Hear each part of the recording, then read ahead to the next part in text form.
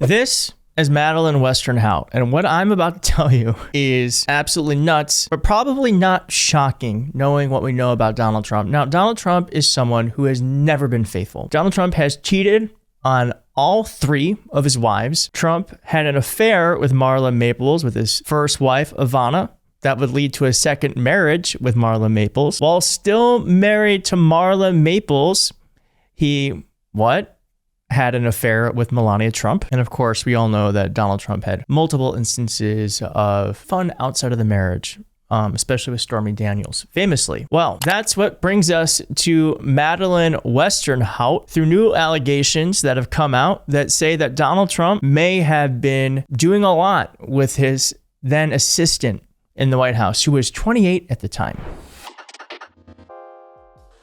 Donald Trump allegedly told his friends he was, quote, banging his 28-year-old White House assistant, a prominent author claimed to Jeffrey Epstein. Michael Wolff, who has written several books and articles about Trump, made the claim in a draft of a portion of a book shared with the pedophile financier in a 2019 email. So this is all coming out.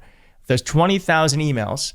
This is one of the emails that this was a story that was written and was sent to Epstein to review. I don't know why a journalist would be sending their story to someone they were covering to review. That's a side issue, but still, maybe in some ways we're glad he did, because the story is now coming out. Now, Miss Westernhout has replied to this, and I will give you that reply in just a moment. But as I said, the email was released as part of the 23,000 document trove of communications and papers handed to Congress by Epstein's estate. The draft recalls Trump's decision to spend the 2018 Christmas holiday at the White House rather than to camp with his family to Mar-a-Lago. First Lady Melania Trump had already left for Florida, but did return briefly to spend Christmas Eve and Christmas Day in D.C. But in text, which was edited to remove the identity of the aide in his 2019 book Siege, Wolff claimed in an empty White House, Trump's personal secretary, 28-year-old Madeline Westernhout,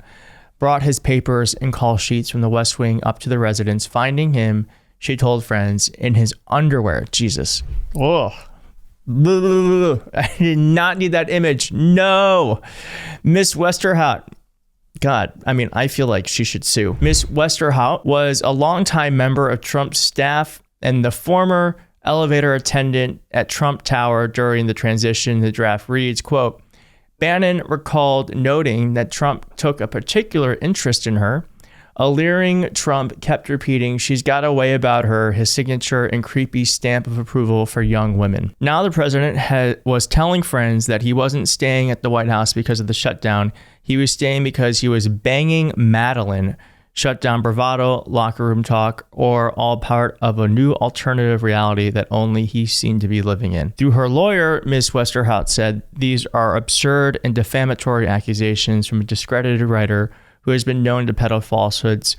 The lies in this email are unhinged from reality and simply not true. In the 2020 book entitled Off the Record, Ms. Westernhout recounts her sacking from the White House staff after she made indiscreet comments to reporters about the president's family. But it makes no mention of a relationship between her and the president. The book does say, I must give a special thanks to President Trump. More than 2.5 years I spent sitting outside the Oval Office were the most exciting of my life. I wish everyone could get to know him the way I did. Oh, oh, really? They would never doubt how much he loves this country. President Trump has branded release of the files a hoax and a scam.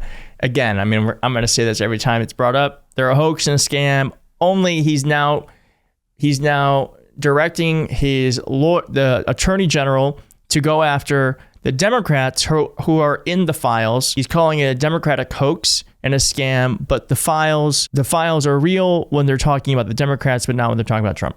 Caroline Leavitt said that these stories are nothing more than bad faith efforts to distract from President Trump's historic accomplishments, and any American with common sense sees right through this hoax and clear distraction from the government opening back up again. So again, this is probably not an unusual thing for us to be hearing, that Donald Trump may have been doing that with someone that worked for him when he's married. That is kind of what Donald Trump does. And I don't know whether or not those allegations are true or not, but as I'm sure you know in your own personal life, The things you are willing to say to someone you know when you think the conversations are private are more likely to be truthful than the things that you say in public, knowing that everyone can hear it.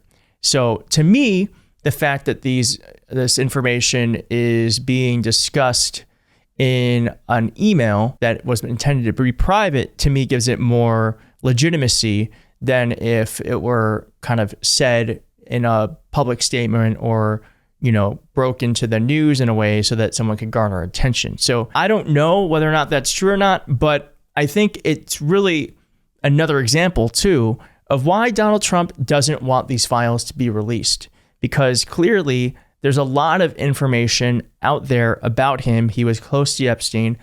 We don't know how deeply connected he was to the crimes that Epstein committed, but it's just, if he were innocent, it's as simple as this. If he were innocent, he'd want the files to be released. He'd say, release them all, but he's not doing that. And that means something. We already did a video on this. I want to just show you again in case you didn't see that one. I think this is very interesting. There's all these books coming out. Now, there was a book that came out about Epstein and Melania. And Melania and Donald Trump forced the publisher to delete this story from the book, even though 60,000 books were already printed. And the author is so sure about the facts around the story that he's saying it in public, even though it's not printed. And here's what he had to say about how Melania and Epstein were actually lovers. So here we are with him in Mar-a-Lago, as you see, with Epstein. Sorry, can you see okay?